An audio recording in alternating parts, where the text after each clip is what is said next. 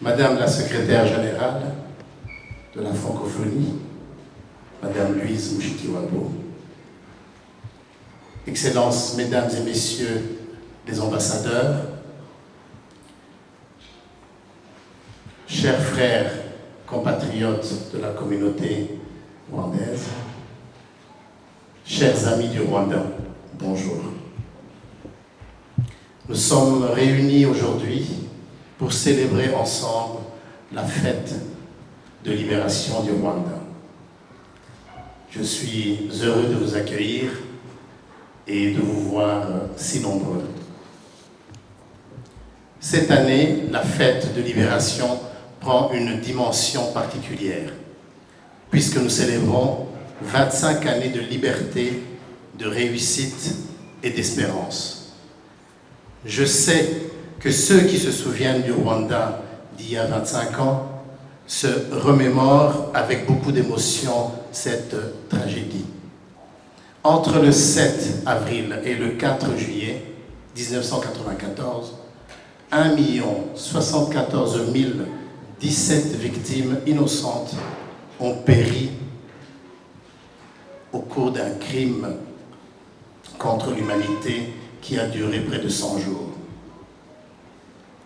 Cette tragédie marque encore notre quotidien avec l'absence de tous les êtres chers que nous avons perdus. Mais ceux qui ont vécu le génocide savent aussi combien la libération tant espérée démontre que le courage finit toujours par triompher sur la brutalité. Ce courage, il y a 25 ans, était incarné par un homme, Paul Kagame. Seul, sans aucun appui de la communauté internationale, il s'est engagé dans un combat dont l'issue paraissait incertaine.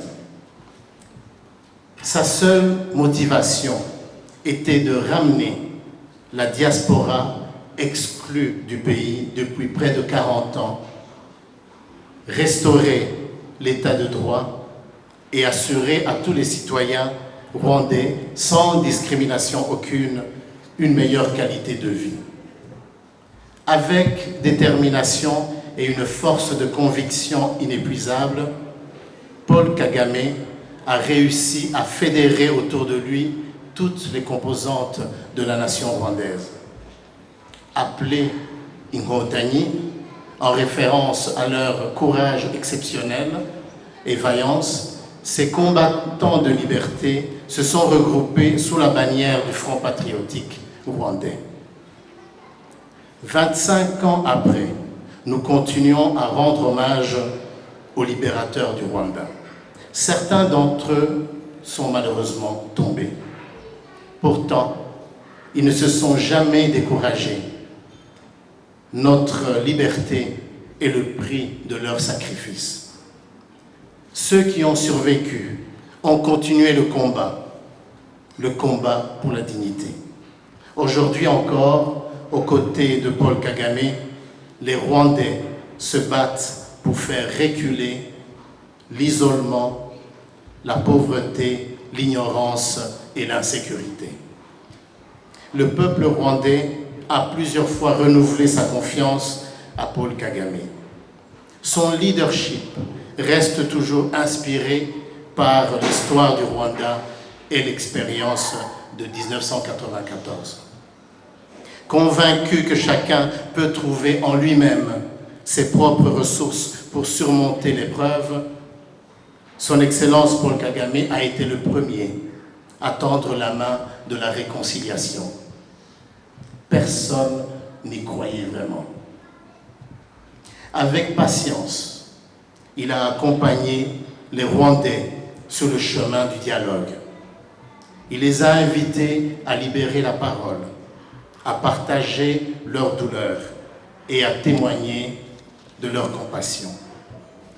Avec détermination, il a rassemblé les Rwandais dans l'immense chantier de la reconstruction. Il les a encouragés à faire toujours plus pour que la contribution de chacun devienne une force collective. À cet égard, les Rwandais se sont réappropriés les valeurs ancestrales qui cimentent aujourd'hui notre cohésion nationale. Le dialogue, la solidarité, le dépassement de soi, la recherche de l'excellence. Notre leadership a construit un modèle national solide et durable qui s'appuie sur 4 piliers. La gouvernance, la parité, l'inclusion et l'innovation. Le premier pilier du Rwanda est son modèle de gouvernance. Celle-ci repose notamment sur une lutte inlassable contre la corruption. Les résultats sont là. Positionné au 48e rang mondial, le Rwanda a de meilleurs résultats en matière de lutte contre la corruption, mieux que 8 pays de l'Union européenne. À tous les niveaux, des contrats de performance engagent les représentants de l'État et les collectivités territoriales. Chaque année, le dialogue national invite les citoyens rwandais à débattre des problèmes et à soumettre les améliorations souhaitées. Cette culture de résultats permet une amélioration permanente qui profite à tous. Le deuxième pilier du Rwanda, c'est son attachement à la parité.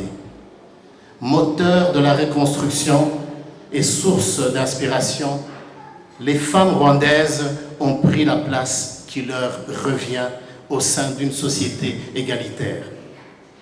Dans les faits, les femmes ont conquis, grâce à leur mérite, une représentativité qui va au-delà de 61% des sièges au Parlement et 50% des postes ministériels.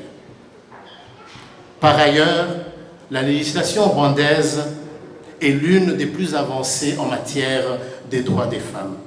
Elle est particulièrement protectrice en matière de consentement de mariage, d'héritage, de propriété, d'autorité parentale partagée ou de lutte contre les violences conjugales. Actrices de l'économie, les femmes rwandaises tiennent 50% du business au Rwanda et un tiers des épouses gagnent plus que leur mari. Ça devrait rassurer les hommes, j'espère. Le troisième pilier du Rwanda, c'est la stratégie d'inclusion. Le gouvernement rwandais consacre 70% du budget de l'État au progrès social. Santé, éducation, sécurité alimentaire, groupes vulnérables, infrastructures de proximité. Les résultats sont à la hauteur de cet effort. Actuellement, pour la mise en œuvre des objectifs du millénaire, des objectifs du développement durable à l'horizon 2030, le Rwanda est déjà dans les top 10. L'espérance de vie au Rwanda a progressé de 20 ans au cours des 30 dernières années. Près de 95% de la population bénéficie d'une couverture médicale universelle. L'inclusion passe aussi par l'éducation qui mobilise plus de 11% des dépenses de l'État. La politique du Rwanda en matière d'éducation est l'éducation d'excellence. Le président s'est personnellement engagé dans la valorisation des filières scientifiques, techniques et technologiques, la maîtrise du numérique et la diversité linguistique. Le français, l'anglais et le kiswahili. Enfin, le dernier pilier, c'est sa capacité d'innovation. L'innovation est encouragée par le leadership rwandais. Nous connaissons tous l'intérêt que porte le président de la République aux nouvelles technologies. Sa vision 2020 d'une société du savoir et de l'information pousse le développement des infrastructures de pointe et encourage la créativité.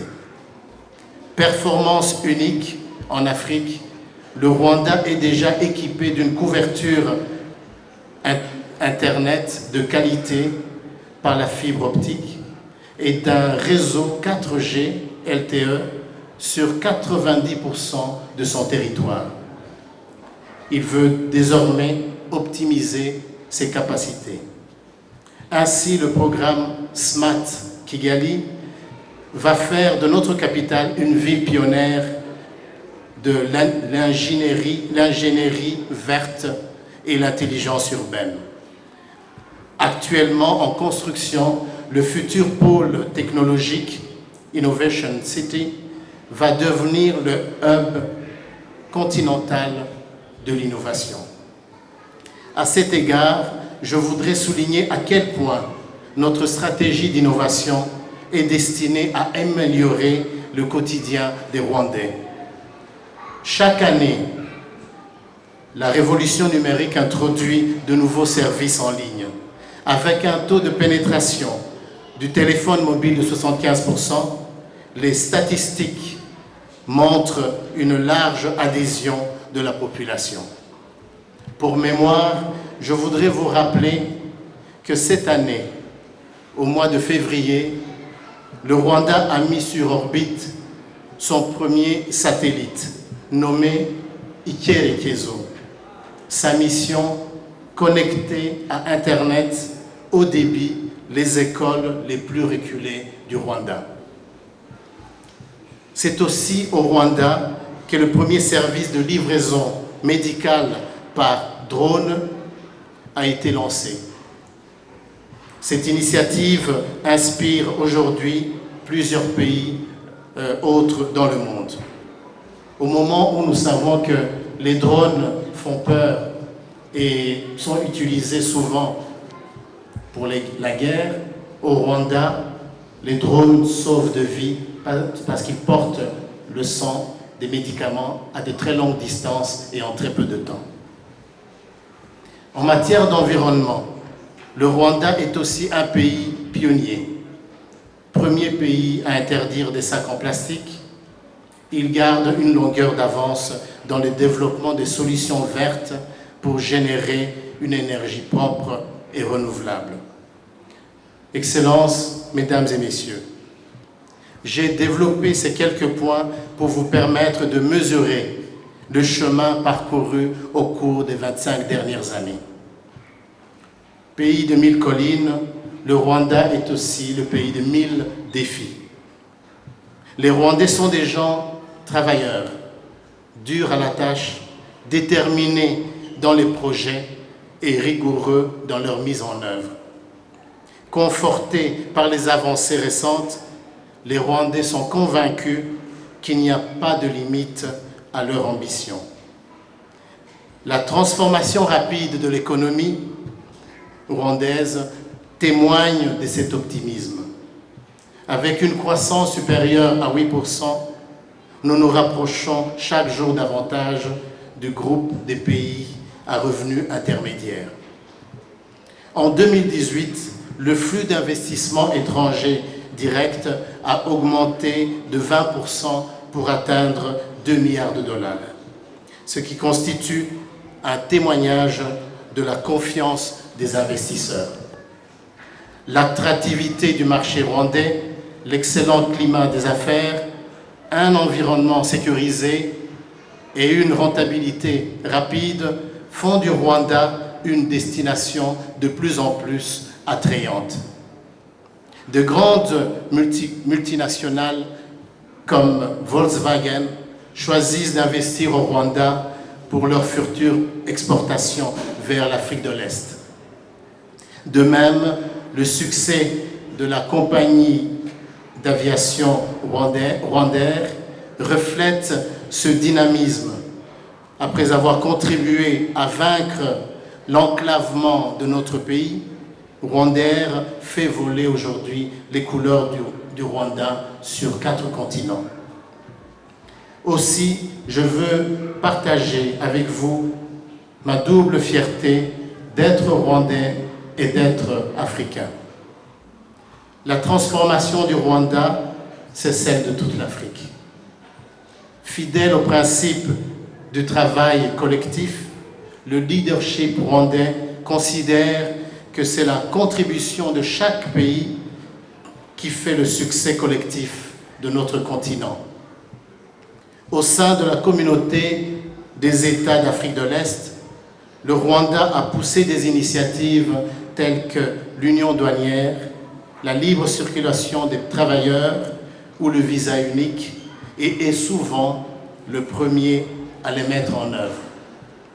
Au sein de la communauté économique des Grands Lacs, le Rwanda encourage le dialogue et la coopération. À plus grande échelle, le Rwanda a porté le projet de zone de libre-échange continentale avec les autres pays africains. Et ce projet a été signé à Kigali en mars 2018. Plus généralement, à chaque fois que l'occasion se présente, dans les organisations multilatérales ou internationales, le Rwanda n'hésite pas à défendre les intérêts communs de ses partenaires africains. C'est dans cette perspective que le président Kagame a œuvré pour transformer l'Union africaine au cours de son mandat à la présidence tournante. Unanimement apprécié, son engagement va permettre à l'Union africaine de gagner en efficacité et en visibilité sur la scène internationale. Sur le plan bilatéral, nous nous félicitons de l'évolution positive de relations entre la France et le Rwanda.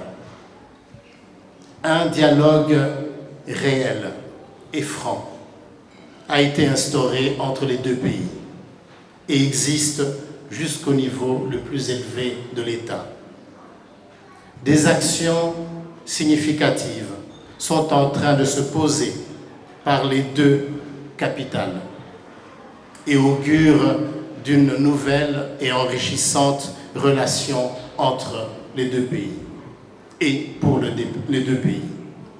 Excellences, Mesdames et Messieurs, chers compatriotes, pour conclure, je voudrais souligner ce paradoxe inattendu. Alors que cette journée de célébration aurait pu nous tirer vers le passé tragique et des souvenirs douloureux, nous avons surtout parlé de réussite, d'optimisme et d'avenir. Cet avenir vous appartient, chers compatriotes. En guise d'illustration, le Rwanda organise chaque année 2 événements. Itorero, pour les jeunes de 18 à 30 ans, chaque mois de juillet et août, Umushikirano, au mois de décembre, pour les Rwandais de tous âges. Le mot Itorero désigne l'apprentissage des valeurs citoyennes.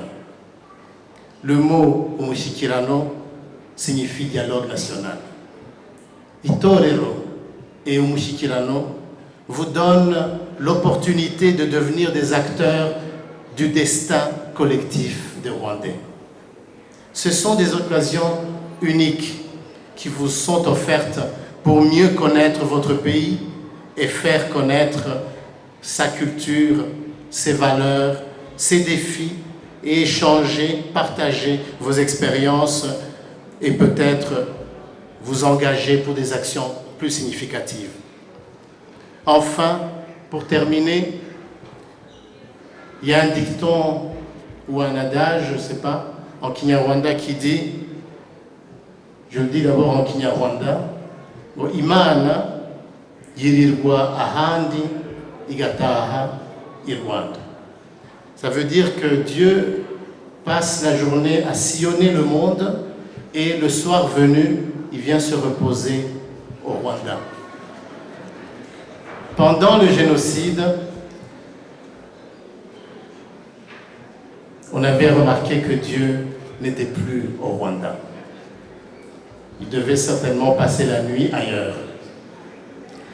Je reviens du Rwanda, je suis arrivé en début de cette semaine. Je peux vous assurer que Dieu est revenu au Rwanda et qu'il a bien l'intention d'y rester. Je vous remercie.